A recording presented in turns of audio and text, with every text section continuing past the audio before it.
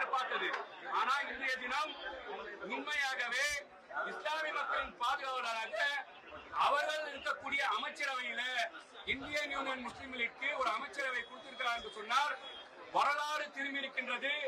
இஸ்லாமிய மக்களுக்கு காயிதே மில்லத் சாப் என்ன அங்கீகாரம் கிடைக்க வேண்டும் என்று போராடினாரோ, எந்த முன்னேற்றம் வேண்டும் என்று போராடினாரோ, அந்த போராட்டத்தின் ஒரு பகுதியாக இன்னைக்கு மினிஸ்டர் விஜய் சார் கொடுத்திருக்கிறார். பி டீம் சி டீம் சொன்னாங்க. அன்னைக்கு திமுக நிலை என்ன?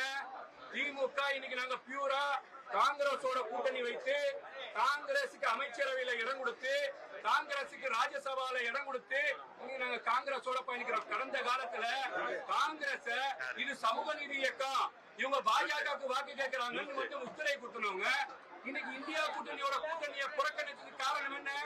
திமுக நாடகம் என்ன?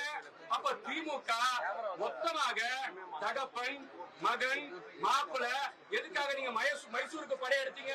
கஜினி முகமது படையெடுக்கிற மாதிரி அங்க RSS என்ன பேச்சுவார்த்தை நடந்தது? இன்னைக்கு பாஜக அமைச்சரவையில என்ன இடம் கேட்டிருக்கீங்க? பாஜக நோக்கி எது மூவாயிட்டு போயிட்டு இருக்கீங்க?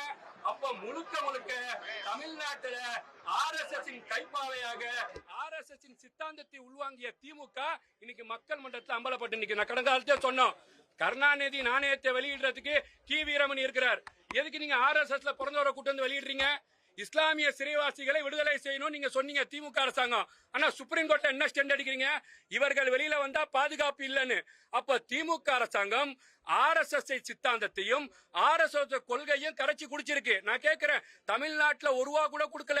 மோடி அவர்களை பார்ப்பதற்கு யாரும் போக கூடாதுன்னு சொல்லி இதே முதலமைச்சர் முத்துவேல் கருணாநிதி ஸ்டாலின் அவர்கள் வீடியோ போட்டாரா இல்லையா? ஆனா பாட்டிலுக்கு 10 ரூபா பிரச்சனை வந்துருச்சு, அவரோட மகனாருக்கு பிரச்சனை வந்துருச்சு, திமுக அமைச்சரவைக்கு பிரச்சனை வந்துருச்சுன்னா ஓடி போய் நிதிஷ்குமார் கூட எங்க கூட இல்லங்க, பீகார்ல இருக்கிறாரு, ஸ்டாலின் எங்க கூட கைப்பிடித்தவர்கள் தான் இந்த பாஜக காரர்கள்.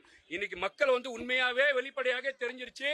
இன்னைக்கு செக்குலரிசமாக சமூக நீதியாக ஹானபல் சீஃப் மினிஸ்டர் அவர்கள் காங்கிரஸ் போன்ற கூட்டணிகளை வைத்து நல்லாட்சி தந்திருக்கின்றார். இஸ்லாமிய மக்களுக்கு வருங்காலத்திலே உரிய இன்னைக்கு பாத்தீங்கன்னா மினிஸ்ட்ரி கொடுத்திருக்காங்க. என்னென்ன தேர்தல் வாக்குறுதிகளை கொடுத்தோமோ கண்டிப்பாக அது நிறைவேற்றக்கூடிய அதிகமான விஷயத்தை அவர்கள் செயல்படுத்தியிருக்கிறாங்க. இன்னைக்கு அமைச்சரவை கூடுது.